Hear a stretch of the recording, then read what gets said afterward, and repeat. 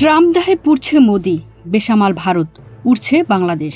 ভারতের প্রধানমন্ত্রী নরেন্দ্র মোদির জন্য এক সময়কার পরম বন্ধু মার্কিন প্রেসিডেন্ট ডোনাল্ড ট্রাম্প এখন যেন সবচেয়ে বড় মাথা ব্যথার কারণ হয়ে দাঁড়িয়েছেন। গুজরাট থেকে দিল্লি হয়ে লালকেল্লায় বিজয়ী নেতার আসনে বসা মোদি আজ শুল্কের আগুনে দিশেহারা। একদিকে ট্রাম্পের কড়া বাণিজ্যিক অবস্থান, অন্যদিকে দেশীয় রাজনীতির চাপ, সব মিলিয়ে ভারতের জন্য পরিস্থিতি জটিল থেকে জটিলতর হয়ে উঠছে। বন্ধুত্ব রক্ষা নামে যদি ওয়াশিংটনের সব শর্ত মানা হয়, তবে ক্ষতিগ্রস্ত হবেন ভারতীয় কৃষকরা। আবার কৃষকদের ক্ষোভ বাড়লে টালমাটাল হয়ে পড়বে সরকারের ভিত। ফলে এক ভুল পদক্ষেপেই অপ্রতিরোধ্য ভাবমূর্তির মোদিকে নেমে আসতে হতে পারে ব্যর্থ শাসকের তকমায়। অর্থনৈতিক বিশ্লেষকদের মতে ট্রাম্প প্রশাসনের আরোপিত 50% শুল্ক ভারতের অর্থনীতিতে কোভিডের চেয়েও ভয়াবহ অভিঘাত ফেলতে পারে। কারণ 2024 সালে ভারত আমেরিকা দ্বিপাক্ষিক বাণিজ্যের পরিমাণ দাঁড়িয়েছিল প্রায় 21,123 কোটি মার্কিন ডলার। এর মধ্যে ভারতের রপ্তানি ছিল 12,890 কোটি ডলার। উচ্চ শুল্কের ফলে সেই বিশাল অংশই হুমকির মুখে।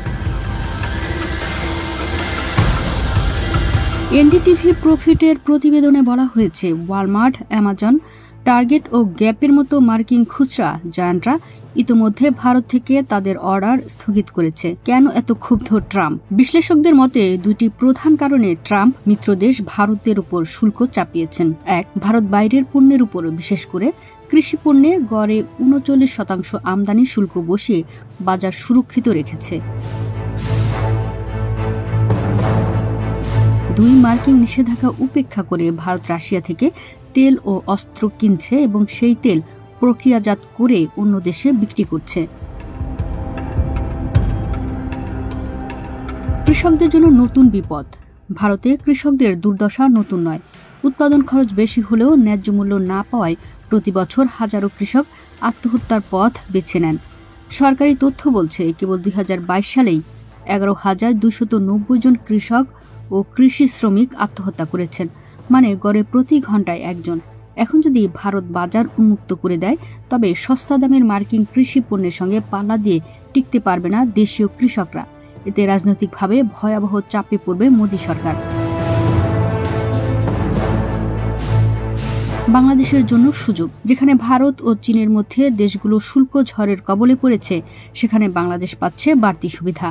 ট্রাম্প প্রশাসন বাংলাদেশের পোশাক রপ্তানি শুল্ক 37% থেকে কমিয়ে 20% নামিয়েছে। এতে তৈরি পোশাক খাতে নতুন সম্ভাবনা তৈরি হয়েছে।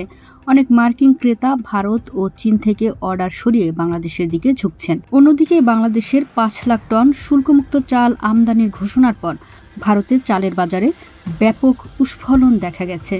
দেশটিতে মাত্র দুদিনে চালের দাম 14% পর্যন্ত বৃদ্ধি পেয়েছে। ভারতীয় ব্যবসায়ীদের বাংলাদেশের চাল রপ্তানির তোড়জোড়ে দেশটির অভ্যন্তরীণ চাহিদা ও সরবরাহে সাময়িক ভারসাম্যহীনতার সৃষ্টি হয়েছে। বাংলাদেশ সরকার আনুষ্ঠানিকভাবে চাল আমদানির 20% শুল্ক প্রত্যাহারের ঘোষণা দিয়েছে। এরপরেই ভারতীয় ব্যবসায়ী বাংলাদেশের চাল রপ্তানিতে হুমড়ি খেয়ে পড়ছেন। দেশটির সংবাদ মাধ্যম ইকোনমিক টাইমসের প্রতিবেদনে বলা হয়েছে, বাংলাদেশের আমদানি শুল্ক প্রত্যাহারের ঘোষণার পর ভারতের বাজারে ভোক্তা পর্যায়ে স্বর্ণা চালের দাম প্রতি কেজি 34 রুপি থেকে বেড়ে 39 রুপিতে পৌঁছেছে। এছাড়া মিনিকেট 49 রুপি থেকে বেড়ে 55 রুপি, রত্না চাল 36 থেকে 37 রুপি থেকে বেড়ে 41 থেকে 42 রুপি এবং সোনা মসুরি 52 রুপি থেকে বেড়ে 56 রুপি কেজিতে বিক্রি হচ্ছে। অর্থনৈতিক বিশ্লেষকরা বলছেন, বৈশ্বিক প্রতিযোগিতার এই সময়ে মার্কিন ভারত দ্বন্দ্ব বাংলাদেশের জন্য রপ্তানি বাজারে বিরাট সুযোগ তৈরি করে দিয়েছে।